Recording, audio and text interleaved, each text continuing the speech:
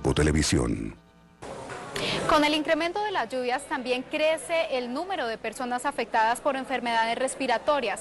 ¿Pero por qué pasa justamente en esta temporada? ¿Hay algún cambio en el virus? Para hablar de este tema nos acompaña el doctor Fernando Forero. Él es el director de Salud y Seguridad de Sodexo. Doctor Forero, bienvenido al Tiempo Televisión. Muchísimas gracias. Sí, efectivamente la temporada de lluvias y en general los cambios que se dan a nivel ambiental generan efectivamente un incremento en las infecciones respiratorias.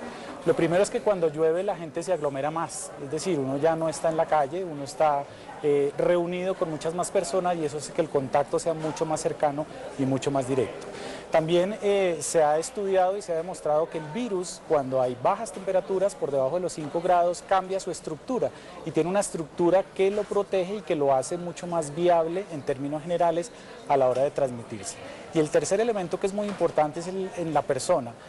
También se ha demostrado que el frío genera, digámoslo, una dificultad en los mecanismos que protegen al cuerpo para evitar contagiarse del virus y eso pues obviamente las tres cosas sumadas indudablemente hacen que se incrementen las infecciones respiratorias en las épocas de lluvias. En este caso nosotros no podemos evitar que quizás algún compañero de trabajo o alguien de la familia resulte contagiado, pero ¿cómo podemos prevenirlo nosotros? Ok, es muy importante reconocer que el virus se transmite a través del contacto, ¿sí? de varias formas. Una es cuando yo estornudo y efectivamente las secreciones llegan a la otra persona y la forma más frecuente es el contacto con las manos, el contacto con la cara.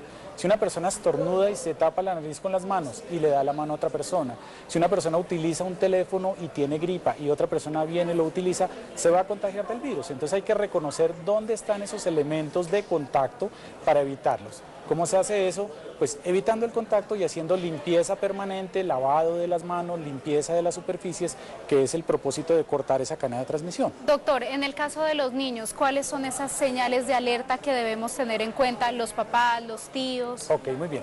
En los niños es bien importante que los familiares y los adultos reconozcan unos signos que se llaman los signos de dificultad respiratoria. ¿Por qué? Porque implica que esa infección, que inicialmente puede ser leve, se está volviendo grave.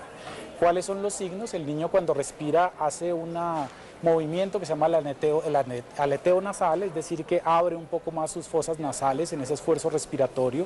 Esta parte, digámoslo, del tórax se contrae cuando el niño respira, los espacios entre las costillas se hunden cuando le está haciendo la respiración, la frecuencia respiratoria se incrementa significativamente y en general ese conjunto de signos obliga a que inmediatamente los familiares lleven al niño a la clínica para que sea examinado y efectivamente tratado.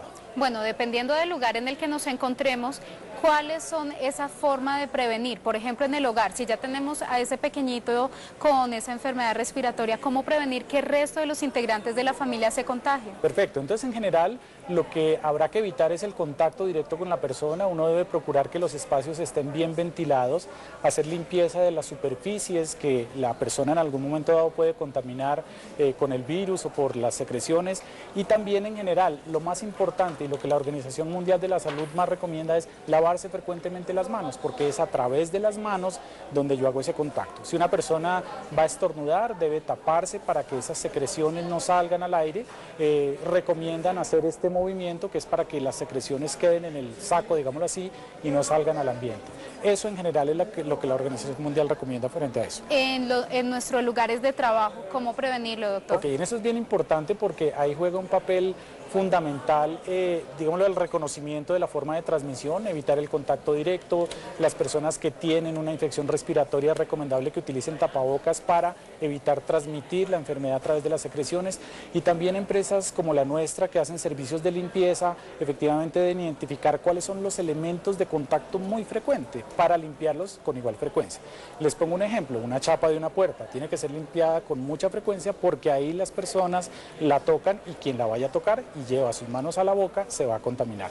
Entonces en general es reconocer esa cadena de transmisión y cortarla en el momento que es necesario. Doctor, ¿el uso de antibacterial es útil y aún más cuando usamos permanentemente el sistema de servicio público de transporte? En general el antibacterial es útil, indudablemente, pero igual la Organización Mundial de la Salud lo recomienda posterior al lavado de las manos. Es decir, yo puedo tener las manos sucias con tierra y si me echo un antibacterial realmente no voy a lograr eliminar todos los gérmenes. Entonces la recomendación siempre es lavado de manos y posterior antibacterial.